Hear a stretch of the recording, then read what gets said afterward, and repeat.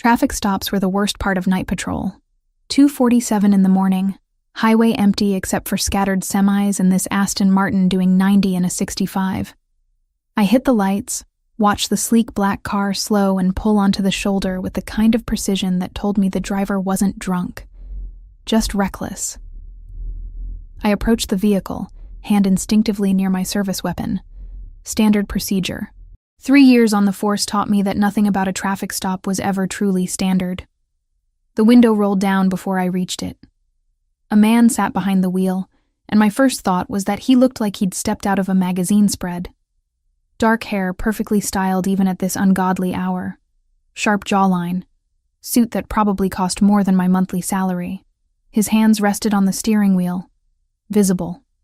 Relaxed. Evening officer. His voice was smooth, accent barely there but definitely Italian somewhere in his lineage. I assume you clocked me doing 88. 90, I corrected, pulling out my citation book. License and registration. He reached for the glove compartment with deliberate slowness, movements calculated to show he wasn't a threat. That alone set off alarm bells.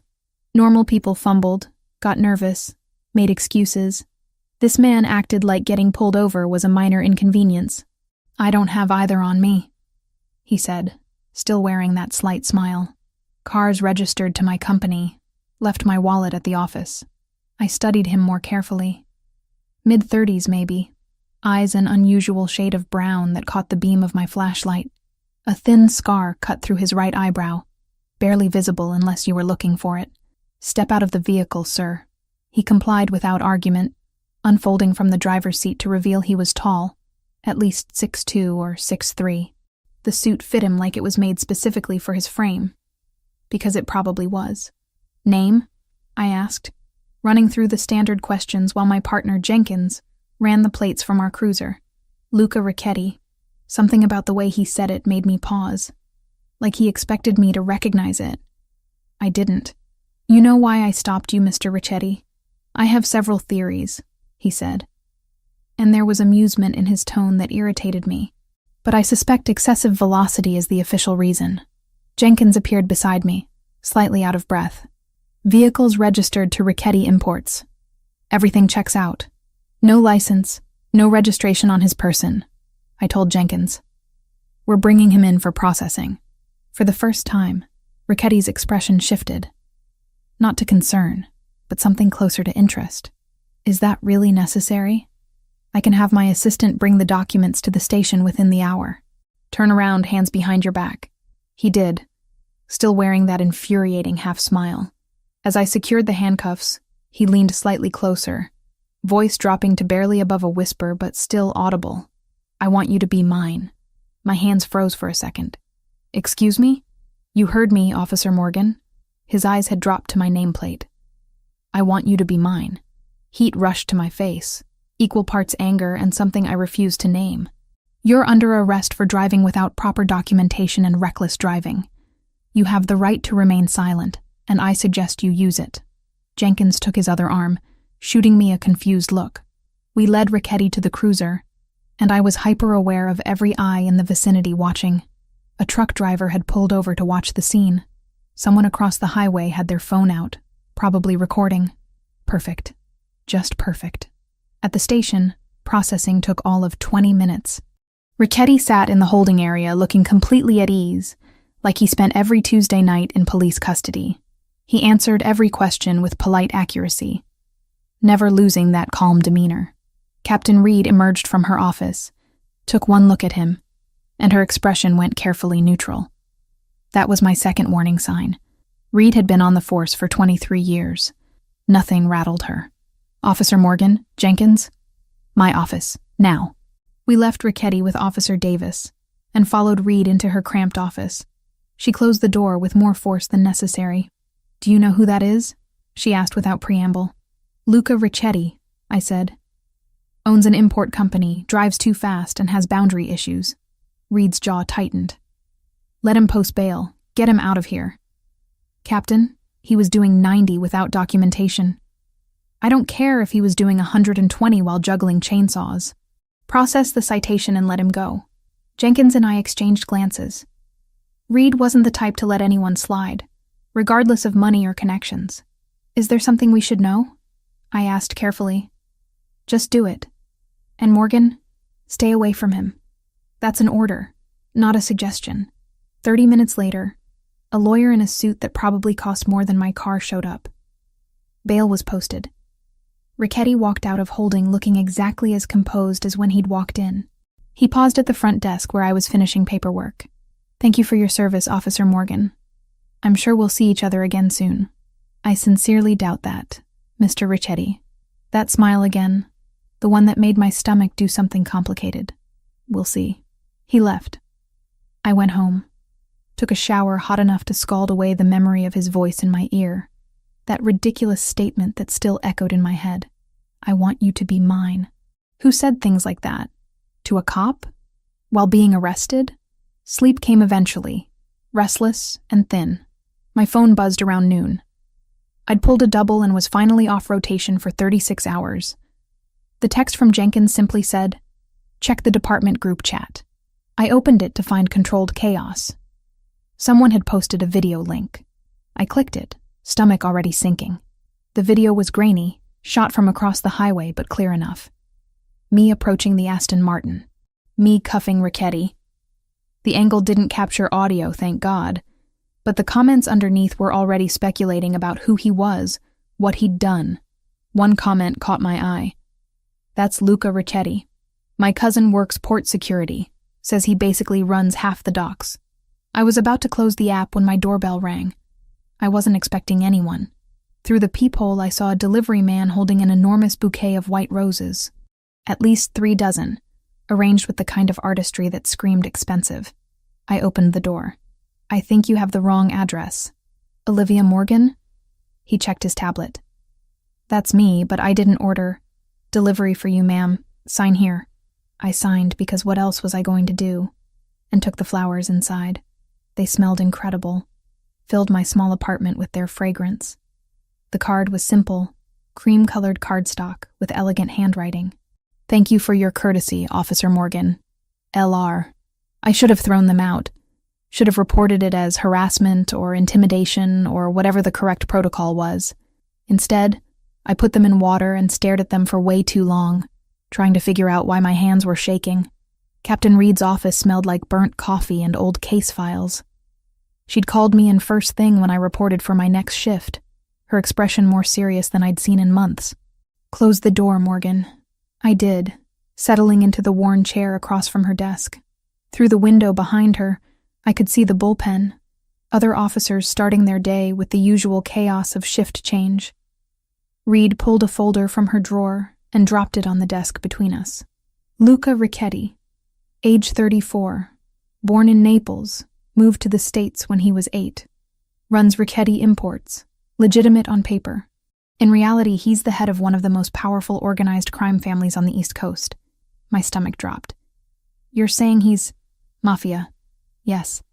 His father ran the organization before him. Luca took over when he was 19 after his parents were killed in what the official report called a car accident. Reed's finger tapped the folder. It wasn't an accident. Rival family took them out. Luca consolidated power within 6 months and has held it ever since. I thought about the man in the tailored suit, the way he'd smiled when I cuffed him. That calm, almost amused demeanor suddenly took on a different weight. He's been under federal investigation 3 times, Reed continued. Nothing's ever stuck. He's careful, insulated, doesn't get his hands dirty directly. Why are you telling me this? Reed leaned back in her chair, studying me with those sharp eyes that missed nothing. Because I need you to understand the situation. That traffic stop video went viral locally. You're visible now, associated with him. Even if it was just doing your job. That's not my fault. No, it's not. But there's something else you need to know. She paused, seeming to choose her words carefully. We've had leaks in the department. Information getting out that shouldn't. Details about ongoing investigations. Surveillance schedules. Someone's feeding intel to someone on the outside. The implication settled over me like ice water. You think it's connected to Richetti? I don't know, but I'm telling you this so you understand why you need to be careful. Stay away from him, Morgan. Don't engage if he contacts you again. These people, they don't play by rules we recognize. I left her office with more questions than answers. The folder's contents burned into my memory. The bullpen felt different now, like I was seeing everyone through new eyes. Who was the leak? Was it someone I worked with every day? Jenkins caught up with me at my locker. Everything okay? Reed looked intense. Just routine follow-up on the Richetti stop. I kept my voice neutral. Nothing serious. He nodded, accepting it, and headed out for patrol. I watched him go, hating that I was suddenly suspicious of everyone. The next 3 days were tense and uneventful. I kept checking over my shoulder, expecting something to happen, but nothing did. Life continued. I worked my shifts, went home, tried to sleep. Then the coffee shop happened. I stopped at my usual place on 4th Street before my morning shift. I'd been going there for 2 years, knew the staff by name, had my order memorized by everyone who worked the counter. Luca Richetti was sitting at a corner table with a newspaper and an espresso. He looked up as I entered, and that slight smile appeared. Officer Morgan. What a pleasant coincidence. Is it? I kept my voice flat, moved to the counter without acknowledging him further. Ordered my usual, paid, tried to ignore the weight of his attention on my back. When my coffee was ready, I took it and headed for the door. His voice stopped me. You should know that video has made you quite famous in certain circles. I turned. I don't know what you're talking about. The traffic stop. It's being discussed by people who have interest in my movements. That makes you interesting by association. He folded the newspaper precisely. You should be careful, Officer Morgan. Is that a threat? A warning? There's a difference. He stood, leaving money on the table. Enjoy your coffee. He left before I could respond. I stood there, pulse hammering, coffee cooling in my hands. The next morning, he was at the gym when I arrived for my 6 a.m. workout. Different location, same result.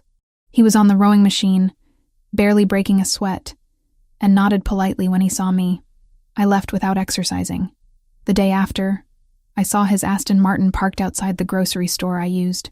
He was in the produce section, examining tomatoes like he had all the time in the world. I grabbed my essentials and got out of there, skin crawling with the sensation of being watched. The pattern was clear. He wasn't hiding it, wasn't trying to be subtle. Wherever I went, he appeared. Always polite, always at a distance. Never quite crossing the line into anything I could officially report. On the 4th day, I'd had enough. I waited in the gym parking lot, next to his car. When he emerged, I was leaning against the Aston Martin's hood. We need to talk. He didn't look surprised. I was wondering when you'd confront me directly. Why are you following me? I'm not following you. I'm simply existing in the same spaces you frequent. It's a free country. That infuriating smile again. But since you asked, I think we should have a conversation about your safety. My safety is fine. Is it? He moved closer, not threatening, but suddenly I was aware of how much bigger he was. That video put you on a radar you don't understand. The Yamaguchi family has been trying to move into my territory for months.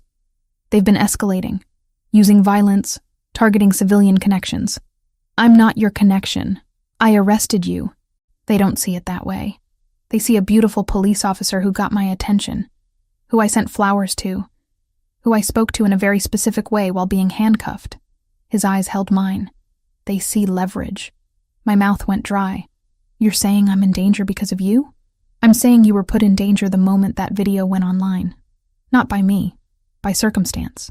He reached into his jacket, slowly, pulled out a business card. If anything unusual happens, anything at all, you call this number. Franco Zanarello. He's my head of security, and he'll respond immediately. I'm a cop. I don't need a criminal security detail. Then pray you don't need it. He pressed the card into my hand. But keep it anyway. He got into his car and drove away, leaving me standing in the parking lot with a business card burning a hole in my palm. I should have thrown it away. Should have gone straight to Captain Reed and reported the conversation. Instead, I put it in my wallet, behind my badge, where I could pretend it didn't exist. That night, I pulled up the video again, watched myself cuff Luca Richetti, watched the smooth way he moved, the control in every gesture, read through hundreds of comments. many of them speculating about his identity. One comment thread caught my attention. "My aunt works at the port. Says the Yakuza's been pushing hard into Richetti territory. It's gonna get ugly." Another, "Friend in the FBI says they've been watching him for years. Can't touch him, though. Guys like smoke." I closed the laptop and stared at the white roses on my kitchen counter. They were starting to wilt, petals browning at the edges. But I hadn't thrown them out. Something told me I should be more afraid than I was. Instead, I felt something else entirely. Something dangerous and complicated that I refused to name. My phone buzzed. Unknown number. The message was simple. "Stop looking into things you don't understand. This is friendly advice." I stared at it for a long time before deleting it. Then I took Franco Zanarello's card out of my wallet and put it on my nightstand. Just in case. The double shift left me exhausted enough that I almost missed it. I'd worked 16 hours covering for Jenkins, who'd called in sick, dealt with 2 domestic disturbances and a bar fight, and all I wanted was my bed and 8 hours of uninterrupted sleep. My apartment building looked normal.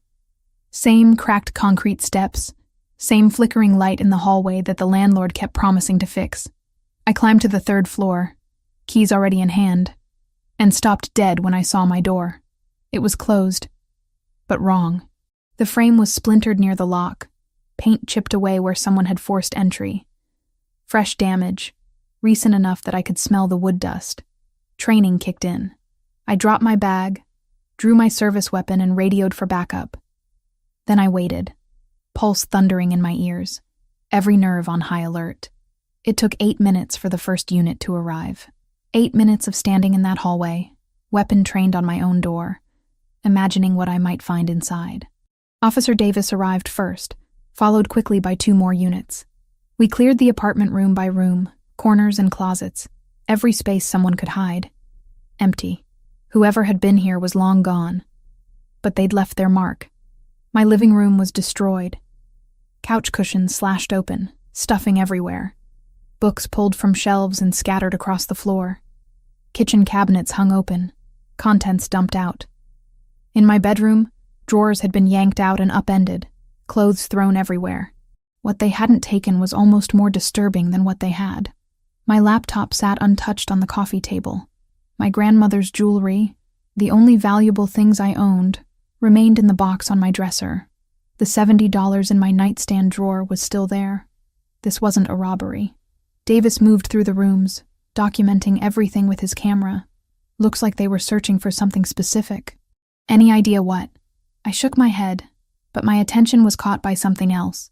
Picture frames on my bookshelf. The ones holding photos of me and my dad at my academy graduation. Me with my college roommates. Me with my mom before she'd passed. All empty. The photos had been removed. "They took my pictures," I said, voice sounding distant to my own ears. Davis came over, examined the empty frames. His expression shifted to concern. "That's not normal." My bedroom wall stopped me cold. Above my bed, someone had spray-painted characters I didn't recognize. Sharp, angular strokes in black paint. They looked Asian, possibly Japanese. "We need to get someone who can translate this," Davis said, already pulling out his phone. I already knew who could tell me what it meant. The business card was still in my wallet, Franco Zanarello's number printed in elegant script. I should call Captain Reed. Should go through proper channels. Should absolutely not contact a known criminal's security chief. I pulled out my phone and dialed Franco's number instead. He answered on the second ring. "Zanarello, this is Officer Olivia Morgan. Luca gave me your number. My apartment's been broken into." Silence for 2 beats. "Are you there now?" "Yes. Other officers are here, but nothing was stolen. They left a message on my wall, in Japanese. Get out of the apartment. Now. I'm sending someone immediately. I'm not leaving a crime scene. Officer Morgan." His voice cut through my protest with unexpected authority. "If there's Japanese writing on your wall, you're not dealing with a simple break-in. The Yamaguchi family leaves signatures.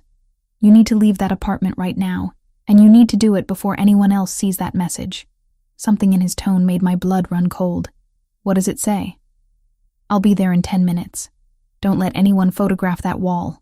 He hung up. I stood there, phone still pressed to my ear, as the reality of my situation crashed down on me. This wasn't about me. This was about Luca. About that video. Those flowers. Whatever game was being played at levels I didn't understand. Davis came out of the bedroom. "Captain Reed is on her way. She wants everyone out until she gets here. Preserve the scene. I need 5 minutes alone in there first. Personal items." He hesitated, then nodded. "Make it quick." I went back into my bedroom and took photos of the Japanese characters with my personal phone. Then I grabbed the small fireproof lockbox from under my bed, the one holding my important documents, and shoved it into my work bag. When I emerged, Davis and the other officers were in the hallway. Franco Zanarello arrived exactly 10 minutes after I'd called him. He was shorter than Luca, maybe 5'10", with salt and pepper hair and the kind of face that had seen too much. He wore a dark suit and moved with the confidence of someone used to difficult situations. "Officer Morgan?" He extended a hand. "Franco Zanarello. I'm a security consultant." I shook his hand, aware of Davis watching. "Thanks for coming." Franco's eyes moved past me to the open apartment door. "May I see the message?" Davis stepped forward. "Sir, this is an active crime scene." "I understand. I'm simply offering translation services. I'm fluent in Japanese." Franco's smile was professional, practiced. "Unless you have someone else available?" Davis looked at me. I nodded. We went inside, Franco moving through the space with careful attention. When he saw the characters on my bedroom wall, his jaw tightened. "What does it say?" I asked. "We know your weakness." Franco pulled out his phone and took a photo before turning to me. "This is a Yamaguchi signature. They're a Yakuza organization that's been trying to expand into Luca's territory. This is a message meant for him, using you as the delivery method." "Why me?" "The video, the flowers he sent. They think you matter to him." Franco's expression was grim. "Which means they'll use you to get to him if they can." Davis had followed us in. "I'm going to need you to come down to the station and make a formal statement about this." "Of course." Franco handed him a business card. "Here's my contact information for the report." Captain Reed arrived 20 minutes later. She took one look at the Japanese characters, then at me, and I watched her expression shutter closed. We spoke briefly in the hallway. Her voice low and controlled. "You need to find somewhere else to stay tonight. Maybe with family. My parents are both dead. I don't have anyone." The words came out flat. "I can get a hotel. That's probably smart." She paused. "Morgan, this is exactly what I warned you about. I know. I didn't ask for this. I know you didn't. But it's happening anyway." She looked back at my ruined apartment. "Take a few days. We'll call it personal leave. Get your head straight. Figure out your next move." After she left, I stood in the hallway with my work bag and no idea where to go. My phone buzzed. Franco's number. "Luca would like to speak with you. Would you be willing to meet?" "I don't think that's a good idea." "Officer Morgan, with respect, good ideas left the building when the Yamaguchi broke into your home. Luca can offer protection. He can also explain exactly what you're dealing with." I should have said no. Should have hung up, found a hotel, dealt with this through proper channels. Where? Franco gave me an address. An hour later, I was pulling up to a warehouse in the industrial district. Not what I expected. 2 men in dark suits met me at the entrance, patted me down professionally but not invasively, and led me inside. The warehouse had been converted into something elegant and unexpected. Exposed brick walls, modern furniture, soft lighting. Luca stood near floor-to-ceiling windows overlooking the water, hands in his pockets, staring out at the city lights. He turned when I entered. "Thank you for coming. I know you didn't have to. Your man said you could explain what's happening." "I can. Sit, please." He gestured to a leather couch. "Can I get you something? Water? Coffee?" "Answers would be great." A slight smile. "Direct. I appreciate that about you." He settled into the chair across from me. The Yamaguchi family is one of the largest Yakuza organizations in Japan. 3 years ago, they decided to expand into the United States. They chose the East Coast, specifically territories that I control. Control, I repeated, through illegal activities. Through business, some of which falls outside legal boundaries, yes. I won't insult you by pretending otherwise. He leaned forward slightly.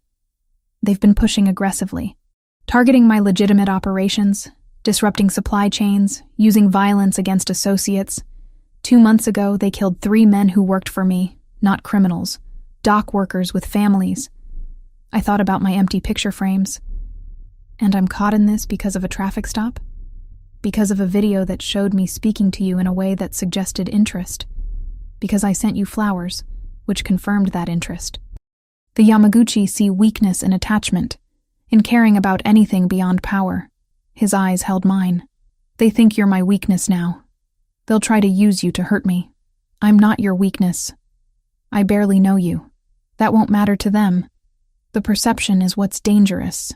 He stood, moved to a table where Franco had laid out several photographs. This is what they do to people they perceive as leverage. He held up one photo. I looked away after 2 seconds. The image would haunt me anyway. I don't need to see that. You do, actually. You need to understand the kind of people you're dealing with. This isn't petty crime, Officer Morgan. This is organized violence with no regard for innocence or law. I stood up, needing movement. So what am I supposed to do? Hide? Run? Quit my job? You're supposed to let me protect you. Absolutely not. Then at least let Franco install security at your apartment.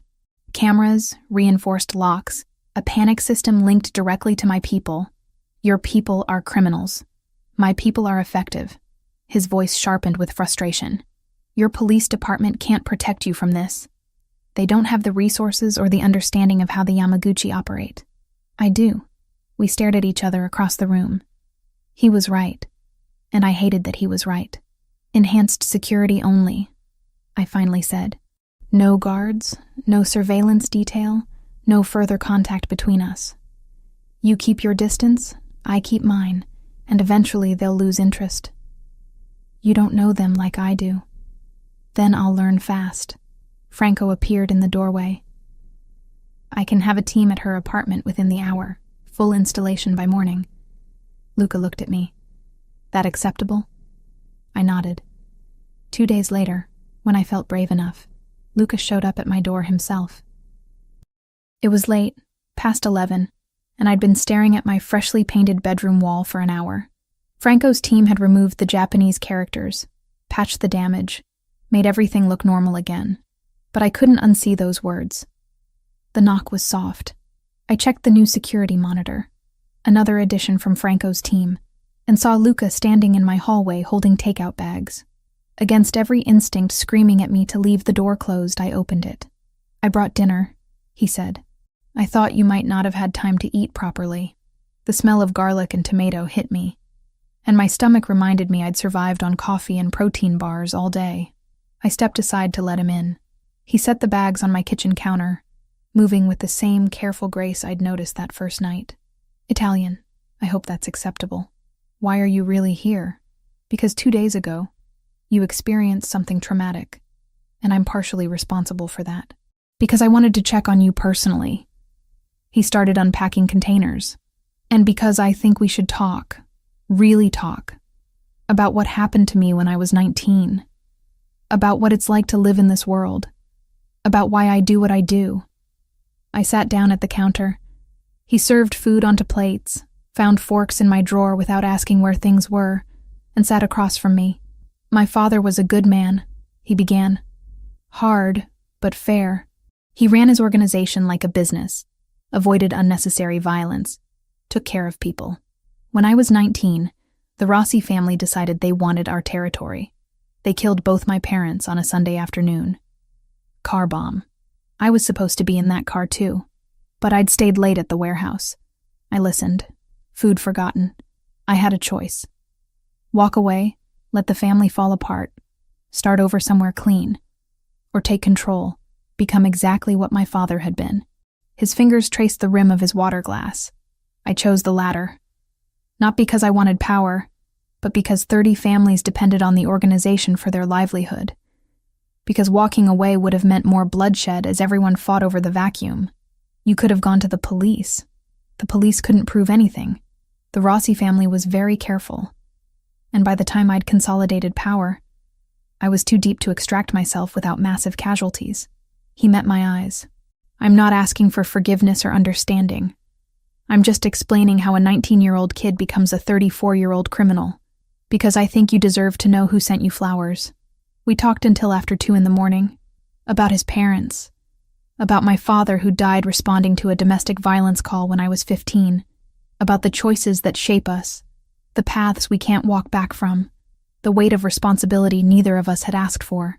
When he finally left, I stood at my window watching his car drive away, thinking about how nothing in my training had prepared me for this, for feeling sympathy towards someone like Luca Ricchetti, for understanding, even slightly, the world he inhabited, for wanting to see him again. A week passed with eerie calm. I returned to work, went through my routines with the new security system humming in the background of my life. No more break-ins, no mysterious messages. Luca kept his distance like I'd asked. I told myself I was relieved. Told myself the knot of disappointment in my chest was just stress. Thursday evening, I stopped at the grocery store on my way home from a day shift. Nothing fancy, just milk, bread, something for dinner that didn't come from a drive-thru. The parking lot was half empty, streetlights just starting to flicker on as dusk settled over the city. I was loading bags into my trunk when I heard footsteps behind me. Too close, too fast. Training kicked in before conscious thought. I spun, hand going for my weapon. But there were 3 of them, and they moved with coordinated precision. The first man grabbed my arm. Asian, maybe late 20s, tattoos visible at his collar. I twisted, broke his grip, got my hand on my gun. The second man hit my wrist hard enough that my fingers went numb, and the weapon clattered to the pavement. "Don't make this difficult," the third one said. His English was perfect, but accented. "Get in the van. No one needs to get hurt." A white cargo van sat idling 3 spaces away, side door open. Waiting. I screamed. Drove my elbow into the closest man's solar plexus, felt the satisfying whoosh of air leaving his lungs. Someone grabbed my hair, yanked me backward. I went with the momentum, used it to throw my full weight against him. We both hit the ground. My radio. I slapped at my belt, found it, managed to hit the emergency button before someone kicked it out of my hand. The device skittered under a car, red light blinking. They were dragging me toward the van when headlights blazed across the parking lot. A black SUV came around the corner too fast, tires screeching. It slammed to a stop between me and the van. Luca emerged from the driver's side. Franco came from the passenger side. Both moved with lethal purpose. What happened next lasted maybe 30 seconds but felt like an hour. Franco hit the first man with something that looked like practiced brutality, efficient and brutal. Luca grabbed the one holding me, and I watched him transform into someone I hadn't seen before. The violence was controlled, but absolute. He broke the man's grip on me with a move that left him screaming. The third attacker pulled a knife. Luca disarmed him so fast I barely tracked the motion, then put him on the ground with his knee on the man's spine. "Touch her again, and I'll kill every member of your organization starting with you." Luca's voice was empty of emotion, cold in a way that raised every hair on my body. Tell Tanaka this was his only warning. Franco zip-tied 2 of them to a light pole. The third was unconscious. Luca turned to me and his expression shifted, the coldness evaporating into something like concern. "Are you hurt?" I couldn't answer. My hands were shaking, adrenaline crashing through my system. I watched him wipe blood off his knuckles with a handkerchief, watched Franco secure the scene with mechanical efficiency, and realized I'd just seen exactly what kind of man Luca Ricchetti really was when pushed. Sirens wailed in the distance. My emergency signal had gone through. "We need to go," Franco said. "Police will be here in 2 minutes. I'm not leaving. I'm a cop. You need to come with us right now." Luca's hand on my arm was gentle despite everything I'd just witnessed. "Those men will tell the police anything that serves them. You were attacked. You defended yourself. We happened to intervene. But if you stay, this becomes complicated in ways that put you in more danger."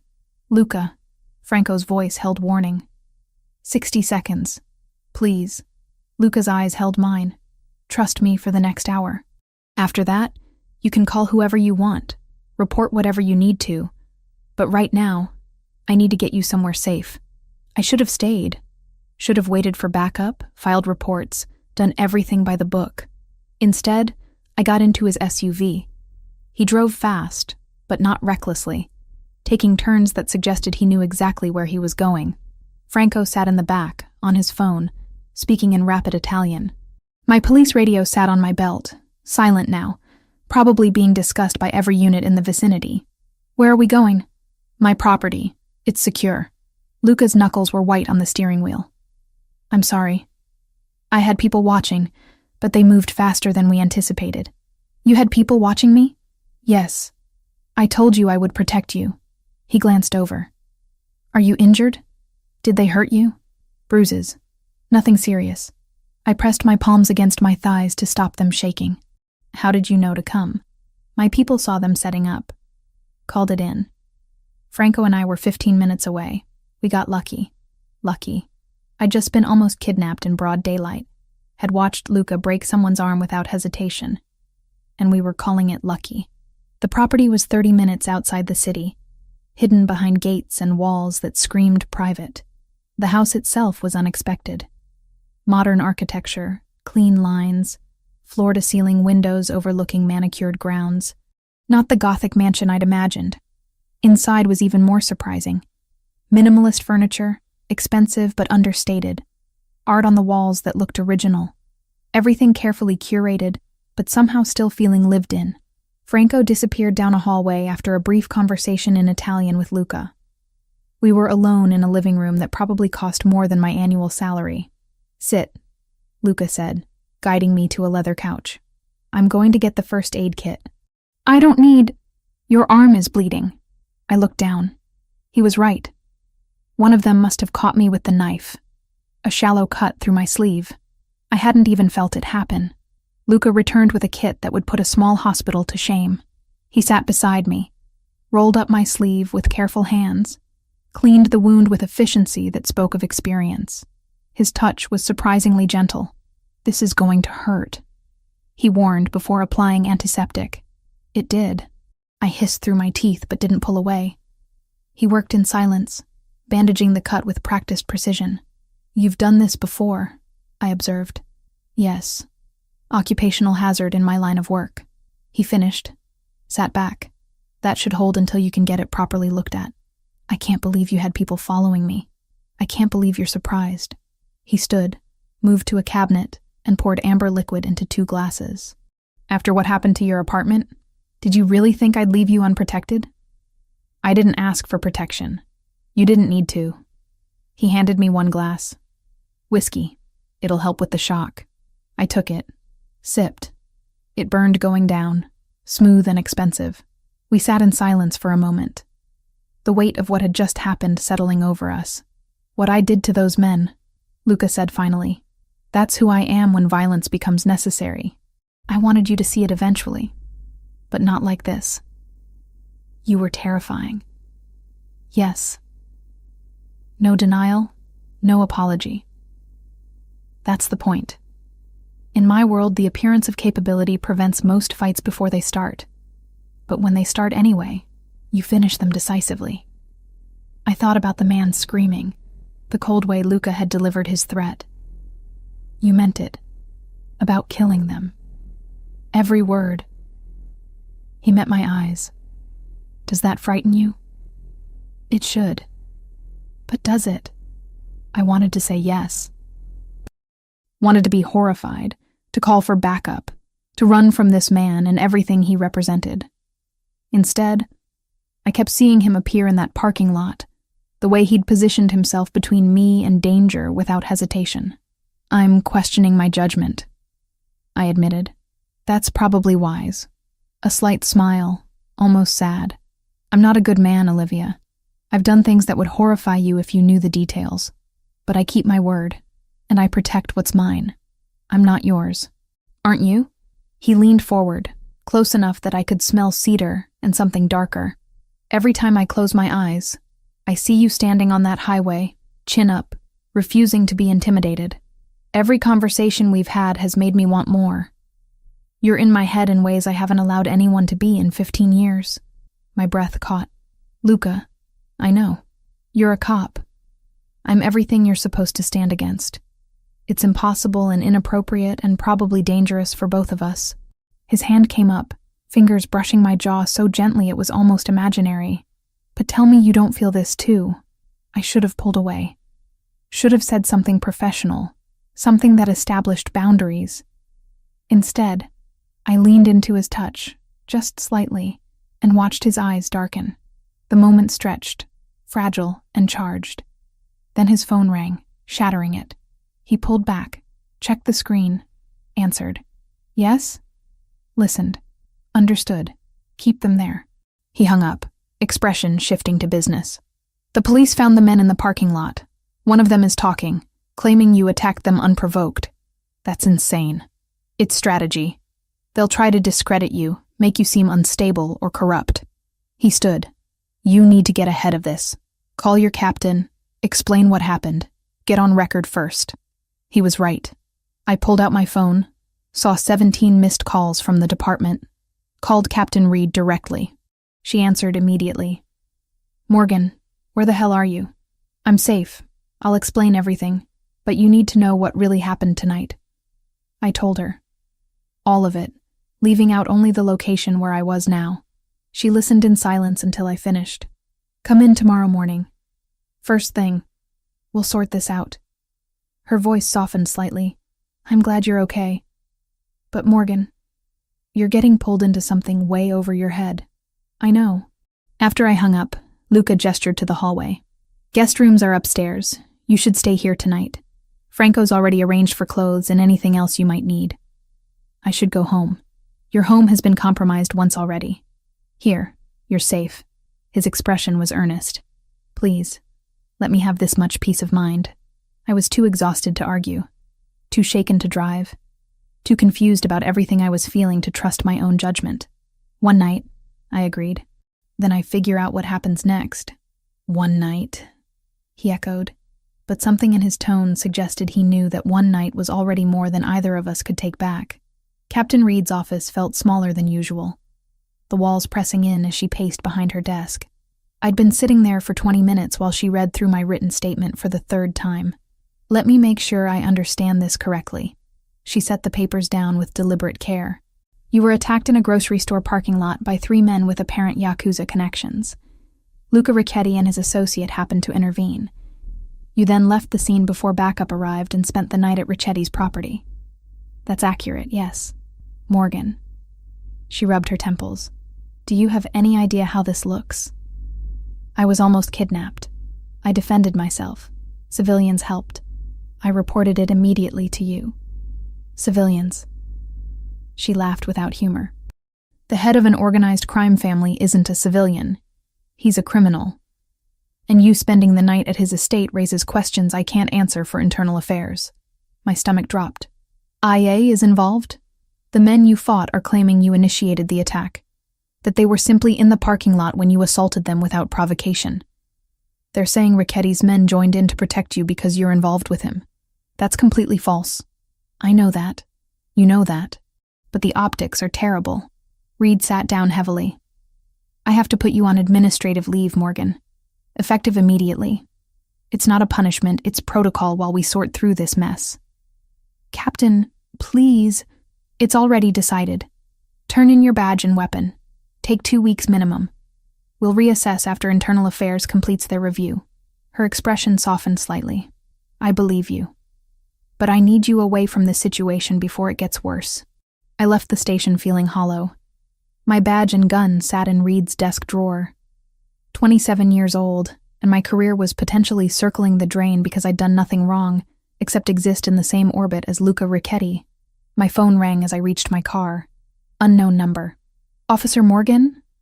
A male voice, vaguely familiar. This is Detective Kyle Bennett. We met briefly at the station last month. I work Organized Crime Division.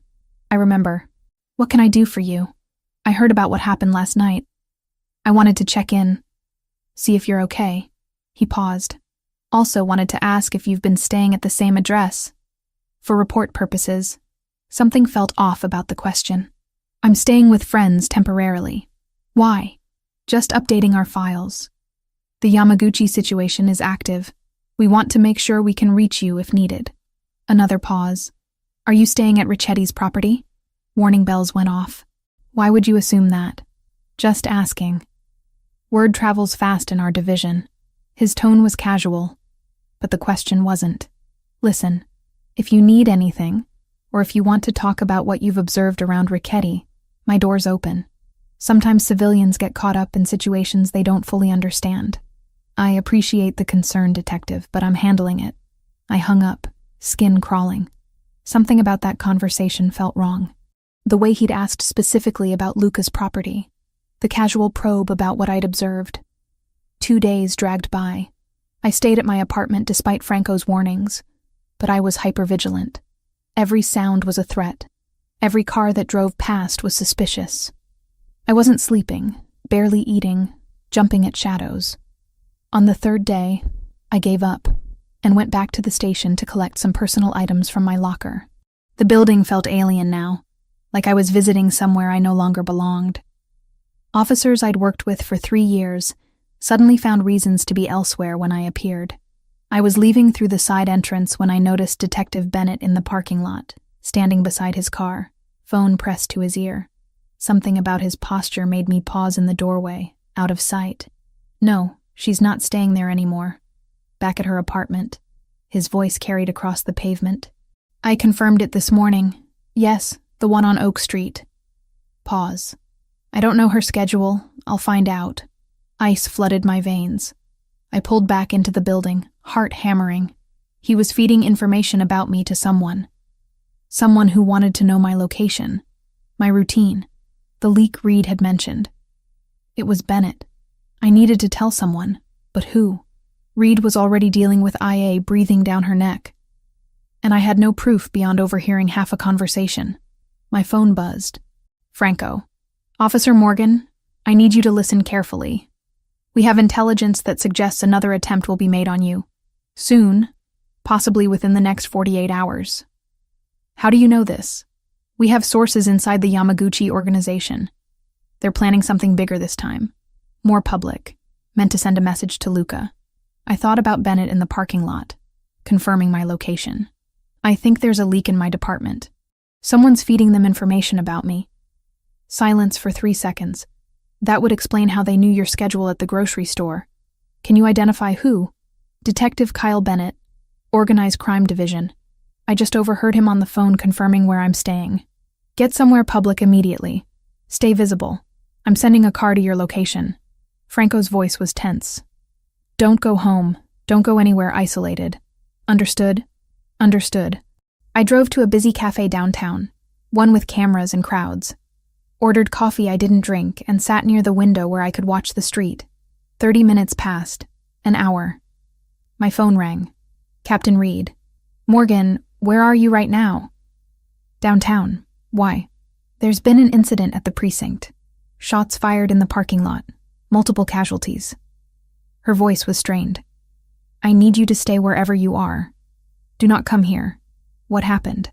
It looks like a coordinated attack. They were waiting for shift change. Maximum personnel in the lot. She paused. Bennett's dead. 3 other officers wounded. My stomach twisted. Bennett had been dirty, feeding information to the Yamaguchi, but he'd still been a cop. Still been someone I'd worked alongside. The waste of it all hit me harder than I expected. Did he? I couldn't finish the question. Died instantly. Multiple gunshot wounds. Reed's voice was flat. Whatever he was involved in, it got him killed. My hands went numb. The Yamaguchi? We think so. Morgan, this was about you. They were asking officers where you were, looking for you specifically. When they couldn't find you, they opened fire. Guilt crashed over me like a physical weight. People were hurt because of me. Bennett was dead, and even though he'd been dirty, he was still a cop. This was my fault. I'm coming in. No, you're not. That's exactly what they want. Reed's voice was sharp. They want you exposed. Vulnerable. You stay hidden until we figure this out. I can't just hide while people are dying. You can and you will. That's not a request, Morgan. I've already got the mayor breathing down my neck and the FBI getting involved. You being here will only make it worse. I sat in that cafe for another hour. watching police cars and ambulances scream past on their way to the precinct. News alerts started flooding my phone. 3 officers wounded, 1 dead. Suspects fled the scene. Possible gang-related violence. Franco appeared beside my table so quietly I jumped. "We need to go. Now." "How did you—" "Tracked your phone. Come on." He led me to a different SUV, this one with tinted windows and a driver I didn't recognize. We pulled into traffic, heading away from the city center. "Where are we going?" "The property. It's the only place that's truly secure right now." Franco's jaw was tight. "That attack at your precinct was a message. They're escalating because Luca won't give them what they want." "Which is what, exactly?" "Territory. 3 blocks of waterfront property worth about 40 million. Luca controls it, they want it, and they've decided the fastest way to pressure him is through you." We drove in silence for several minutes. Then Franco's phone rang. He answered, listened, his expression darkening. "How many?" Pause. "Get them to the property, all of them." "What's wrong?" "Yamaguchi hit one of Luca's warehouses. 4 men were there, loading shipment. They're alive, but it's bad." He looked at me. "This is a full-scale war now. You being at the property isn't just about protecting you anymore. It's about consolidating everyone Luca cares about in one defensible location." The property gates loomed ahead. Armed guards waved us through. Inside, the peaceful estate I'd seen before had transformed into something else entirely. Men in tactical gear patrolled the grounds. Vehicles were positioned strategically. This wasn't a home anymore. It was a fortress. Luca met us at the door. His shirt sleeves were rolled up, phone in one hand. He looked exhausted. Thank God. He pulled me inside, hands on my shoulders, checking me over. "Are you hurt?" "I'm fine." "Luca, what's happening?" "War." He let go of me, ran a hand through his hair. "The Yamaguchi have decided that taking you will force me to negotiate. They're hitting everywhere at once, trying to smoke us out." His eyes met mine. "I'm sorry. I never wanted you in the middle of this." Franco disappeared down a hallway. We stood in the foyer, the sounds of organized chaos echoing around us. "There was a detective," I said. "Kyle Bennett. He was feeding information to them. I overheard him on the phone confirming my location." "Was?" "He's dead. They killed him during the attack on the precinct." Luca's expression went cold. "They killed their own source? Maybe he stopped being useful. Maybe he wanted out." I wrapped my arms around myself. "People are dying because of me. People are dying because the Yamaguchi are animals who use violence as negotiation." He stepped closer. "This isn't your fault. It feels like it is. I know. But feelings aren't facts." He hesitated, then asked, "When you were at the precinct before the attack, were you there long?" "Just to get things from my locker." "Why?" "Because if you'd been there during shift change, you'd be dead right now. They timed it specifically." His hand cupped my face, thumb brushing my cheekbone. "You're alive because Franco's team was tracking you, because we got you out." The weight of that settled over me. I'd been minutes away from being in that parking lot, minutes from being shot like Bennett, like the other officers. "I shot someone once," I heard myself say. 2 years into the job. Domestic violence call. Guy pulled a gun on my partner. I put 2 rounds in his chest. Killed him instantly. Luca listened without interrupting. I had nightmares for months. Therapy. Reviewed the shooting 100 times. Eventually, I accepted it was clean, justified, unavoidable. But I still see his face sometimes. I looked up at Luca. "You've killed people. Multiple people. How do you live with that?" "I don't sleep well," he admitted. "And I don't pretend the weight goes away. But I remember why I did it. Who I was protecting. What would have happened if I hadn't?" His voice was quiet. "Every life I've taken was in service of keeping other people alive. That doesn't make it good, but it makes it necessary." Gunfire cracked in the distance. We both tensed. Franco appeared seconds later. "Perimeter's secure. That was just warning shots. They got too close to the north fence." He looked at me. "You should be upstairs, away from windows." Luca nodded. "I'll take her up. Get everyone in position. If they're probing our defenses, they might try something bigger." We climbed stairs to the 2nd floor. He led me to what looked like a study. books lining the walls, heavy desk near the window, but he showed me a panel that opened to reveal a reinforced room behind it. Safe room. If things go bad, you get in here. Door 6 inches of steel, completely soundproof, has its own ventilation system. He showed me how to lock it from inside. There's food, water, medical supplies, communication equipment to reach Franco directly. You've thought of everything. I've had to. He stepped back out. I need to coordinate with my people. You'll be okay here? I should have been terrified. Should have been calling Reed, demanding protection, doing everything by the book. Instead, I felt strangely calm. Surrounded by criminals and violence, I felt safer than I had in my own apartment. Luca. He turned back. After this is over, assuming we both survive, what happens to us? His expression was unreadable. I don't know, but I'd like the chance to find out. He left me in that study with a loaded gun he'd placed on the desk and instructions to shoot anyone who came through the door who wasn't him or Franco. I sat there, listening to men move through the house below, preparing for war, and wondered how my life had become this, and why some part of me didn't want to go back. 3 days blurred together inside the property. Meals appeared at regular intervals brought by staff who moved like ghosts. Franco checked on me hourly with updates that told me nothing and everything at once. Perimeter secure, no movement, holding position. I slept in a guest room that felt more like a luxury hotel than a safe house. Silk sheets, view of gardens I couldn't walk through, bathroom marble tiled and stocked with expensive products. Every comfort except freedom. Luca was everywhere and nowhere. I'd hear his voice in other rooms, catch glimpses of him through doorways deep in conversation with Franco or other men whose names I didn't know. He looked exhausted, running on too much coffee and not enough sleep. On the 3rd night, he finally knocked on my door past midnight. Come in. He entered carrying 2 plates. I thought you might be hungry. Staff went home hours ago, but I found pasta in the kitchen. The domestic gesture was so unexpected I almost laughed. You cooked? Heated up, technically. My culinary skills are limited. He set the plates on the small table by the window. Join me? We ate in comfortable silence for several minutes. The pasta was simple but good, and I realized I'd barely eaten all day. How are you holding up? He asked finally. I'm going stir-crazy. I'm not built for sitting still while other people fight battles around me. I set down my fork. What's the situation? And don't give me the sanitized version Franco's been feeding me. Luca considered this, then nodded. The Yamaguchi pulled back after the precinct attack. Too much heat from law enforcement. But they're regrouping, not retreating. My sources say they're planning something bigger.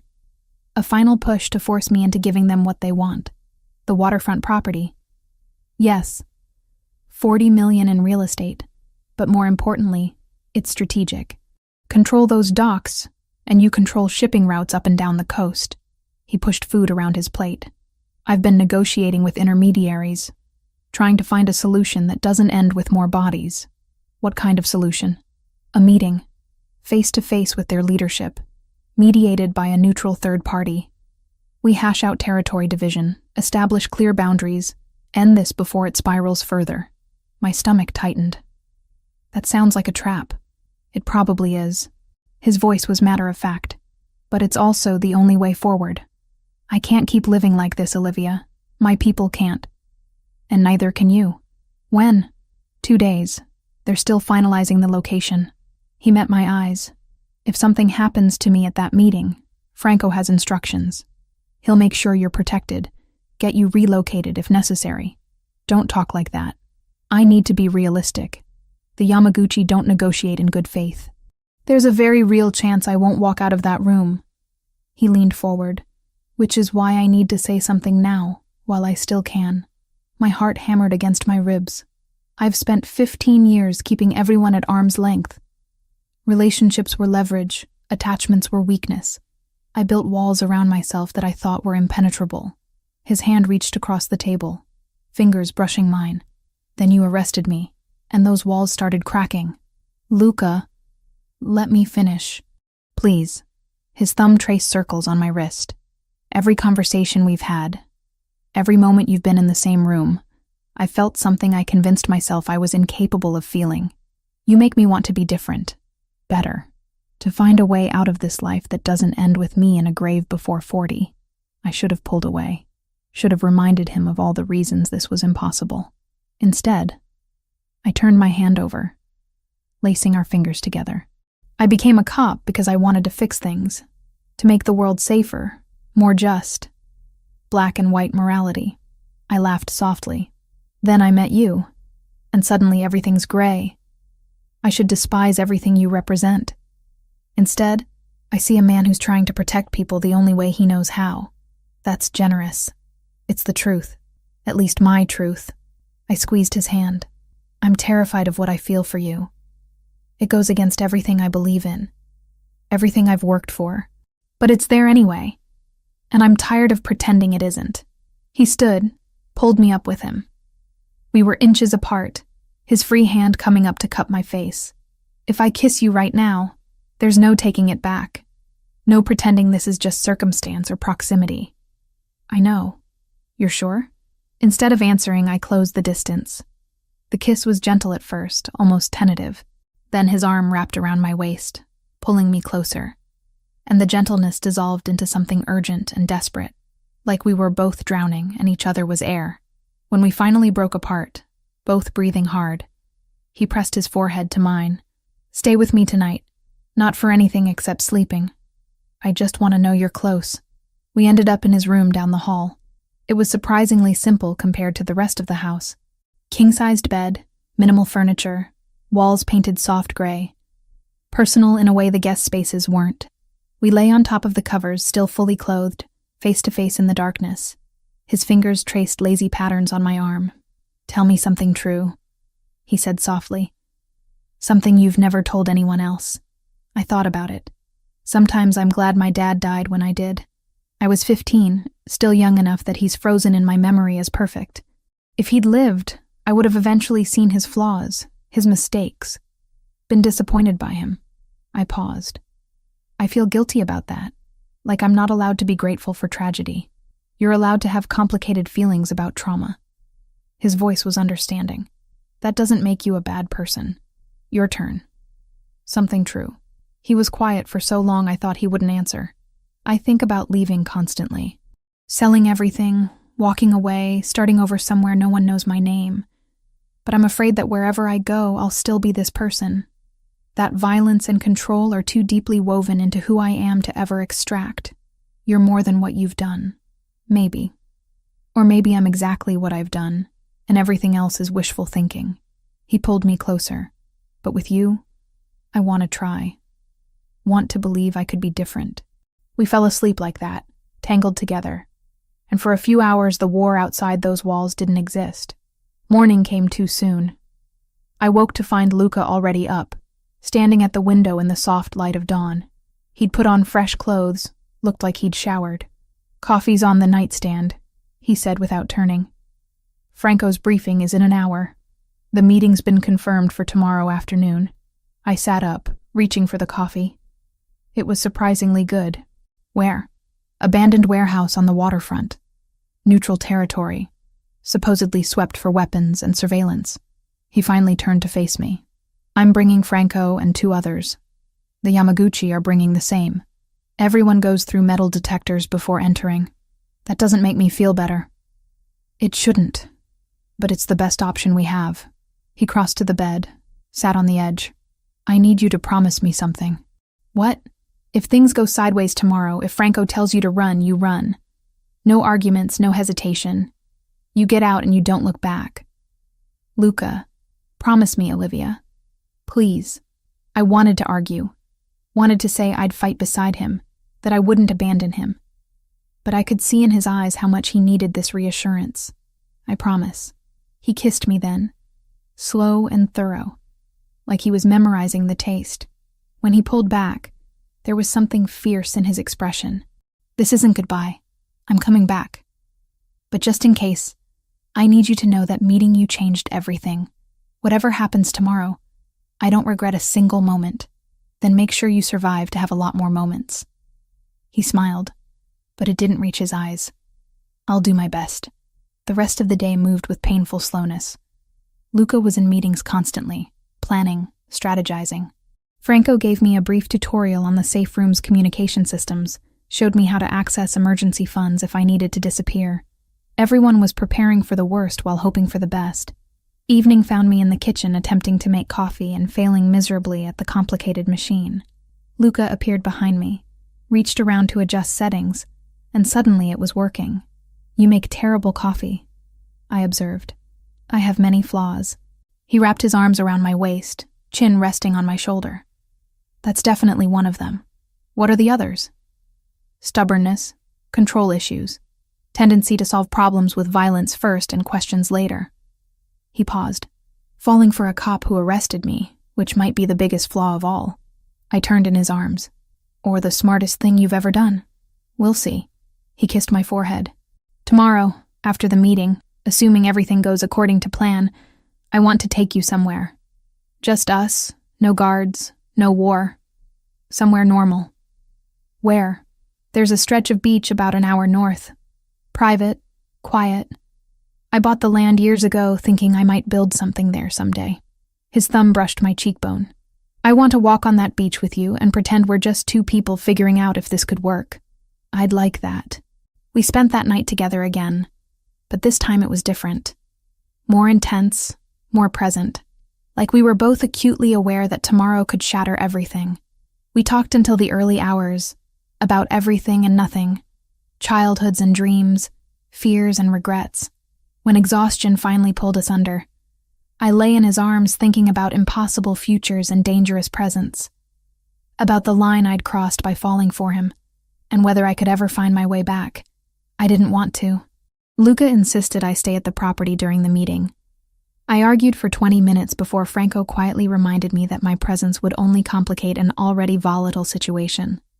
He was right, and I hated it. They left at noon.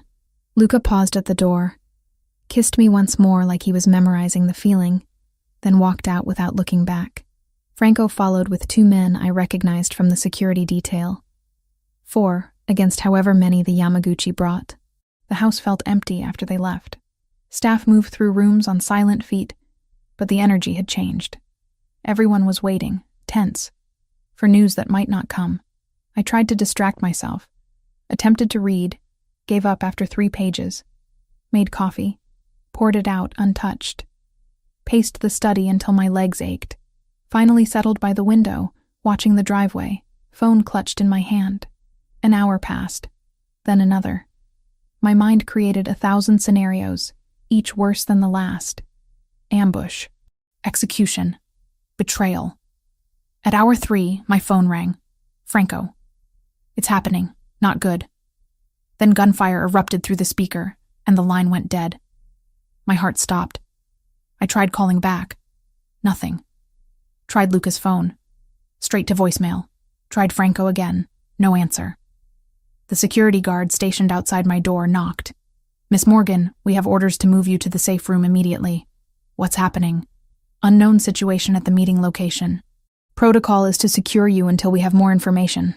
I let him lead me to the reinforced room behind Luca's study, but I didn't lock the door. I sat there, phone in hand, willing it to ring. 10 minutes. 20. Nothing. Then movement outside. Multiple vehicles coming up the driveway too fast.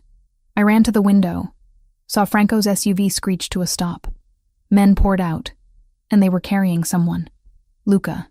I was down the stairs before conscious thought, bursting through the front door as they carried him inside. Blood stained his white shirt, and his face was too pale. "What happened?" I demanded. Franco's face was grim. Trap. They had someone on the inside we didn't know about, another cop they'd been paying off. When negotiations started, Yamaguchi pulled weapons they'd hidden in the walls. It was an ambush. They laid Luca on the dining room table, and I got my first good look at the damage. Gunshot wound to his left shoulder, another that grazed his ribs. Bleeding, but not arterial. Franco had taken a bullet to the leg, was limping badly, but still giving orders. Training kicked in. I'd done trauma response training at the academy. I need towels, hot water, first aid supplies. Now. Someone ran. I pressed my hands to Luca's shoulder, applying pressure. His eyes opened, unfocused, then found mine. "You're supposed to be in the safe room," he managed. "Shut up, stay still." My hands were shaking, but my voice was steady. "Franco, what happened to the Yamaguchi? Their leader's dead. Caught in the crossfire. So is Bennett. He tried to run when everything went sideways." Franco lowered himself into a chair, wincing. "We got out, but it's going to get worse before it gets better. The Yamaguchi will retaliate for their boss." Supplies arrived. I worked on Luca's wounds, cleaning, packing, bandaging. The shoulder was bad, but the bullet had gone through. Ribs were superficial. He'd been incredibly lucky. "You need a hospital," I told him. "Can't. Questions I can't answer." His hand caught mine, squeezed. "You've got steady hands for someone who's terrified." "Who says I'm terrified? I can feel you shaking." "That's just adrenaline." I finished with his shoulder, moved to the rib wound. Bennett was alive? This whole time? They'd been working with someone else in the department. Another detective. Someone from narcotics. He confirmed the setup. Gave them our positions. Luca's jaw tightened. Got himself killed in the crossfire. Guess that's what happens when you play both sides. Franco was being tended to by another man, the bullet extracted from his thigh. He'd refused anything stronger than whiskey for the pain. When it was done, he limped over to where Luca lay. "We need to move, everyone. They'll hit the property next. Try to finish what they started." "Where?" Luca asked. "The beach house. It's off the books. Secure. They don't know about it." Franco looked at me. "You're coming too. Not a request. I should have called Reed. Should have reported everything. Let proper authorities handle it. Instead, I nodded. We moved fast. Luca could walk with support. I helped him to the SUV while others loaded supplies, weapons, equipment. The small convoy left the property within 30 minutes, leaving a skeleton crew to defend what was likely about to become a war zone. The drive took an hour and a half. Luca sat beside me, head back against the seat, breathing carefully. I kept checking his bandages for fresh blood. The wounds had stabilized, but he needed proper medical attention soon. "I'm sorry," he said quietly. "For what?" "Getting you deeper into this. You saved my life back there, and now you're an accessory to God knows how many crimes. I made my choice." I took his hand, eyes open, fully aware. "I chose you, even knowing what that means, especially knowing what it means." The beach house was small, modern, built into the dunes with floor-to-ceiling windows overlooking the ocean. Isolated enough that our closest neighbor was 2 miles away. Franco had a doctor waiting, someone discreet who asked no questions. While the doctor worked on Luca properly, stitching and medicating, Franco pulled me aside. "What happened in that warehouse changes things. The Yamaguchi's second-in-command will take over. He's younger, more aggressive. This war just escalated." He studied me. "You understand you can't go back to your old life now? You've crossed too many lines. Done too much. Even if we win this, you're compromised." "I know. And you're okay with that?" I thought about my badge in Reed's drawer. My apartment I'd barely lived in. The career I'd built for 3 years. All of it felt like someone else's life now. "I'm okay with it." He nodded slowly. "Luca's lucky to have you. I hope he knows that." The doctor finished around 10 p.m. Luca would be fine, needed rest and antibiotics. But barring infection, he'd recover fully. Franco's leg would take longer, but wasn't life-threatening. We gathered in the living room, exhausted and battered. 2 of Franco's men stood guard outside. Everyone else had scattered to various safe houses, orders given to lie low until the situation stabilized. "What now?" I asked. Luca, propped up on the couch with enough painkillers to make him drowsy but still lucid, considered the question. "Now we wait for their move. They'll want revenge for their boss. But they're also in chaos, dealing with succession and reorganization. We have maybe 48 hours before they regroup. And then we finish this. One way or another." His eyes met mine. "I'm getting out, Olivia. After this ends, I'm done. I'll transition everything to Franco, cash out my legitimate holdings, and disappear. I told you I think about leaving constantly. Now I'm actually going to do it." Franco looked surprised. but not displeased. You're serious. Completely. I'm 34 years old, and I just took 2 bullets in a warehouse fight.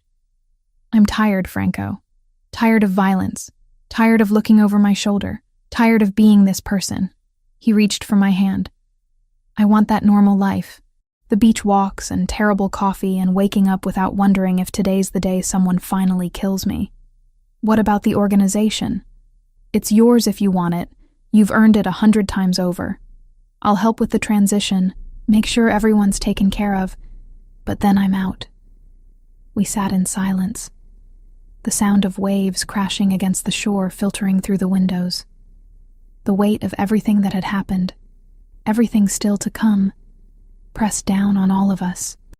Later, when Franco had gone to coordinate with his men and we were alone, Luca pulled me down beside him on the couch.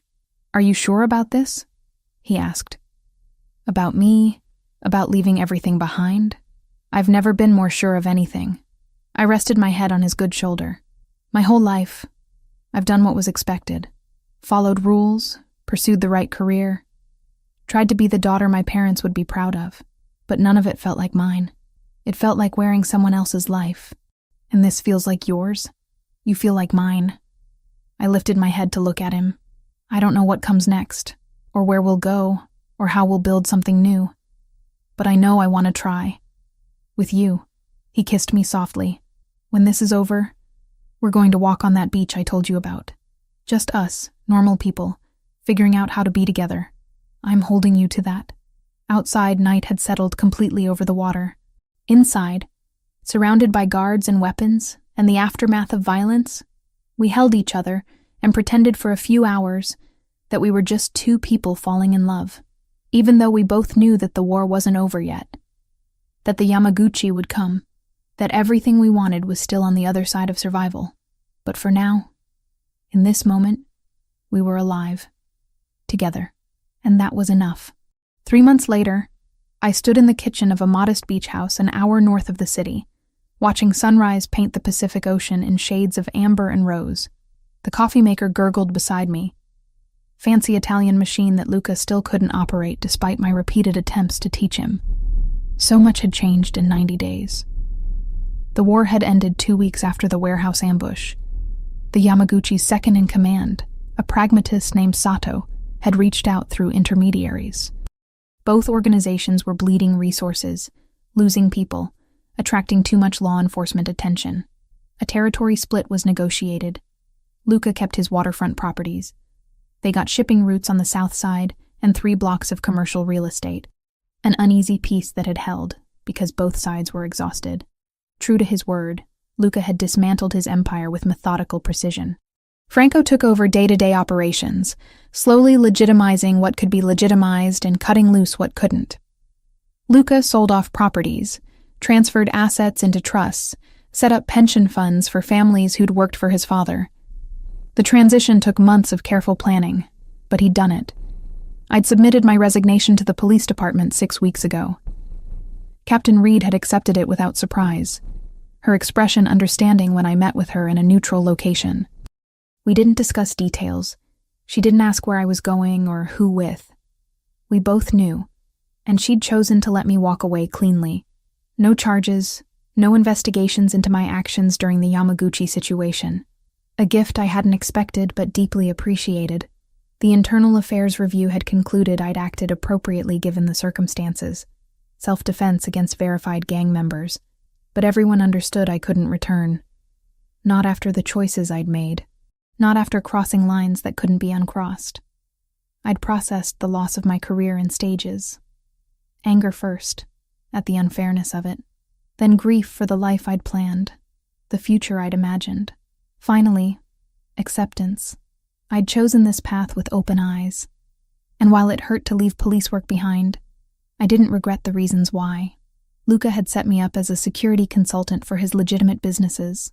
The work was similar to police work in some ways, assessing threats, developing protocols, training personnel. It paid well and kept my skills sharp. More importantly, it was clean. Legal. Something I could build a real career around without compromising my values further. We'd bought this house together last month. Small, 3 bedrooms, built into the dunes with windows overlooking water. Private enough for safety, close enough to civilization that we didn't feel completely isolated. It was the first place that felt like ours.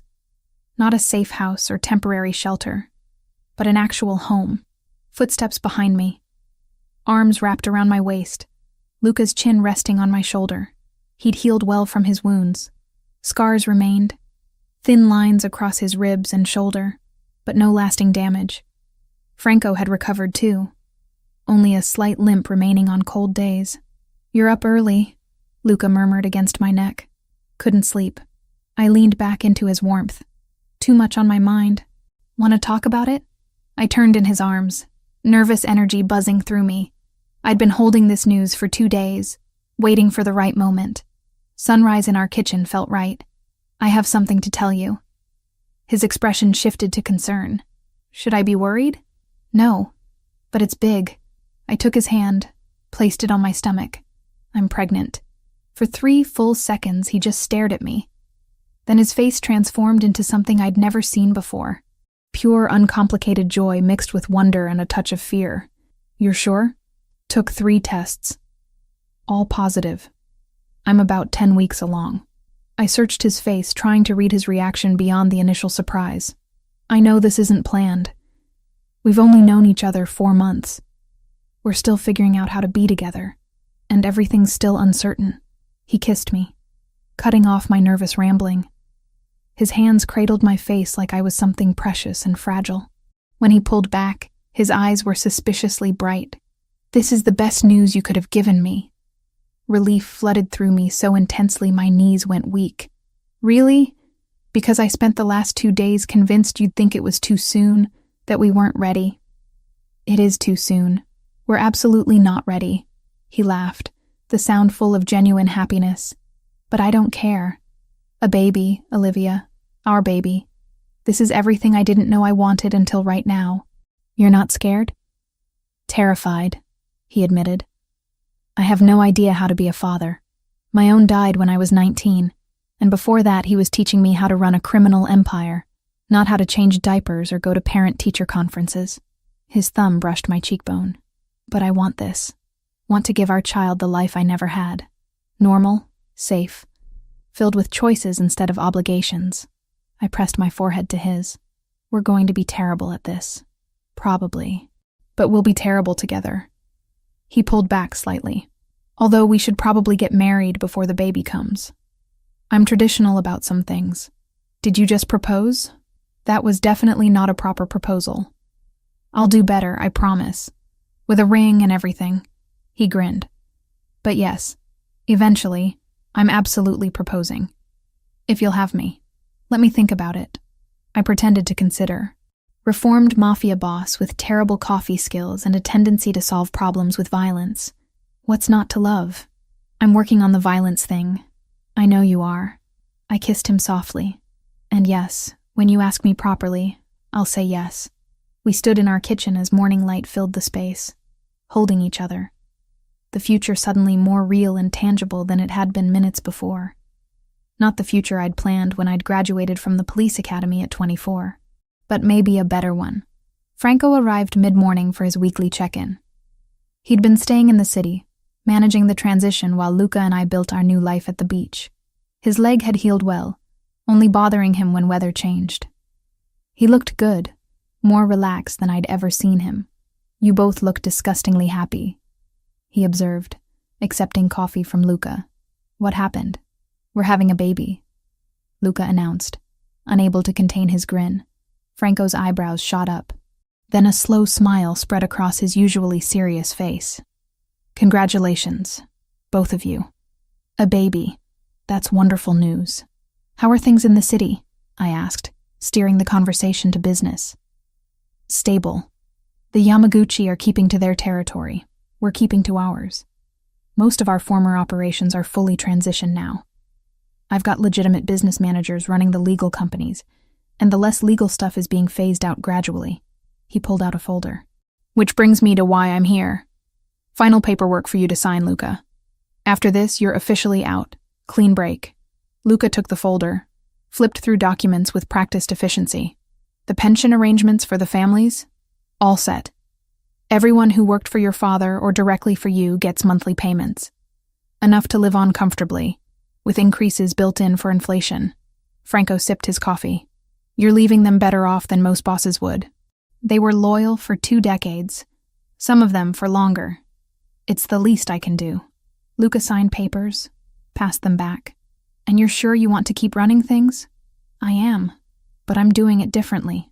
No unnecessary violence, no expansion wars, just managing existing interests and slowly going legitimate. Franco met Luca's eyes. You taught me there's a better way. I'm putting that into practice. After Franco left, Luca and I walked the beach. The same stretch he'd told me about that first night in his study, when everything was still new and dangerous.